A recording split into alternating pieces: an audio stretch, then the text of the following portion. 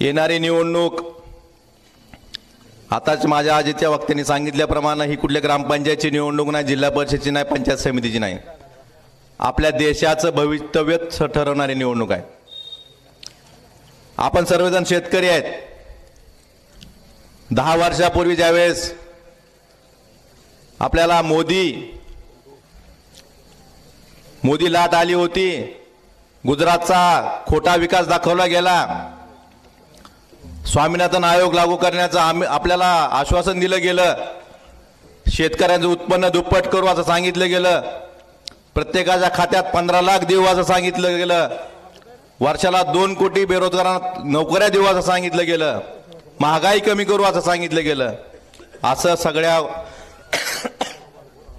खोट्या गोष्टी सांगून आपल्याला ह्या देशाची सत्ता या भारतीय जनता पार्टीने हस्तगत केली 10 वर्षापूर्वी। 10 वर्षात काय झालं? 10 वर्षापूर्वी आपण सगळेजण शेतकरी आहेत, आपल्यापुरतंच बोलू फक्त। 10 वर्षापूर्वी आपल्याला 1 एकर नांगरण करायला 600 ते 700 रुपये लागत होते, आज 2000 रुपये लागतात, बरोबर आहे ना? 10 वर्षापूर्वी 1 कट्टा सोयाबीनचा भरडायला मशीनवाला 50 रुपये घेत असेल का? किती जास्त घेतो तुमच्या गावात? आज 150 ते 200 रुपये घेते, 250। जरा तुमच्या महागाई जास्त दिसते। अशी कुठली गोष्ट आहे शेतीची ज्याला जीएसटी लागू नाही? भाव काय सोयाबीनचा? 10 वर्षापूर्वी 4,500, आज पण 4,500। खर्च डीएपीचं 600 रुपयाचं बोतो 1400 वर गेलंय। कोरेजनची बाटली आज किती रुपयाला मिळते? 1 फवारणी करायची म्हणलं तर किती पैसे लागतात? त्या प्रमाणात आपलं शेतीमालाचे भाव वाढले का? स्वामीनाथनजींना यांनी भारतरत्न दिला, पण खरा भारतरत्न कधी दिला समजला असतात त्यांनी स्वामीनाथन आयोग जर लागू केला असता आणि शेतकऱ्याचं कल्याण केलं असतं तर त्या भारतरत्न देण्याला अर्थ होता असं मला वाटतंय। त्यांनाही आनंद वाटला असता। एका बाजूला शेतकऱ्याला प्रत्येक गोष्टीत सोयाबीनचे भाव 11,000 रुपये पण गेलते। आजही आपल्या गावातल्या कित्येक शेतकऱ्याच्या घरात 3-3 वर्ष सोयाबीन घरी असेल, आहे का नाही घरी? कसं ठेवलंय आपण?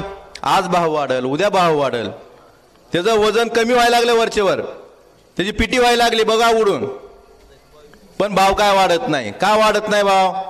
आताच दादानी सांगितलं की एवढं तेल आयात केलं, किती लाख टन, पण तेल आयात केलं ते केलं, ठीक आहे, माणसाला खायला लागतं म्हणून त्याला समजून घेऊ आपण। सोयाबीन 100 किलो गाळलं तर त्यातलं फक्त 18 किलो तेल निघतं, बाकीची निघते डीओसी, आणि डीओसीच्या भावावर सोयाबीनचा भाव आंतरराष्ट्रीय बाजारात ठरतो। म्हणजे डीओसी आयात करायची काय गरज आहे? डीओसी माणसाला खायला लागते का? डीओसी कोण खाते तुम्हाला माहिती आहे का? डीओसी कोंबडे खातेत, मग यांना माणसापेक्षा कोंबड्याची काळजी जास्त आहे। मग अशा सरकारच्या पाठीमागे राहायचं का आपण? मला आपल्याला सांगायचंय, ही जे लोक आहेत, आपण सगळेजण शेतकरी आहेत, आपल्यातला कुठल्याही एका शेतकऱ्यानं, कुठल्याही एका माणसानं एक कारण सांगावं, एक त्याच्यामुळे शेतकऱ्यांनी भाजपला मतदान करावं, एक कारण सांगावं। त्यांच्याकडं शेतकऱ्यांना म्हणजे भाजप सरकारनं शेतकऱ्यांसाठी ही गोष्ट चांगली केली म्हणून आपण शेतकऱ्याला मतदान करावं असं एक कारण सांगावं। एकही कारण नाही। गेल्या 10 वर्षात, याआधी ज्यावेळेस यूपीए सरकार होतं, मनमोहन सिंग पंतप्रधान होते, पवार साहेब कृषी मंत्री होते, त्यावेळेस 70,000 कोटीची कर्जमाफी शेतकऱ्यांना केली होती का नाही? 10 वर्षात मोदी सरकारनं शेतकऱ्याचं किती कर्जमाफ केलं? एखादा शेतकरी आहे का कोण मोदी सरकारनं, केंद्र सरकारनं कर्जमाफी केल्याला? 15 लाख कोटी रुपयाची कर्जमाफी त्यांनी उद्योगपतीची केली। म्हणजे शेतकऱ्यांची कर्जमाफी करायला यांच्याकडे पैसे नाहीत, पण मोठे मोठे उद्योगपती जे बँका बुडवतेत, उद्योग बुडवतेत, देश सोडून पळून जातेत, ह्यांची कर्जमाफी करायला या सरकारकडे पैसे आहेत। 15 लाख कोटी रुपयाची कर्जमाफी केली त्यांची। मग अशा लोकांच्या पाठीशी राहायचं का आपण? आपण पीक विमा तर आपल्या जिल्ह्याचा काय सगळ्यात स्पेशलिस्ट विषय आहे, बरोबर आहे ना?